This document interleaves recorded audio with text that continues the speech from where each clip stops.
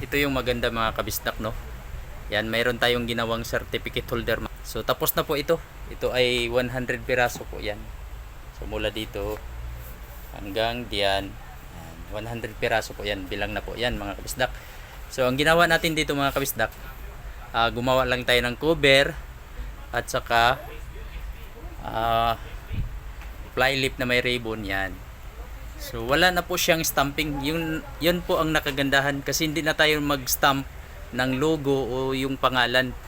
So naka-save tayo sa oras niyan mga kabisdak, kasi ang gusto ng customer nito mga kabisdak, sticker lang yung gagawin nila dito, yung ipadikit dito sa cover.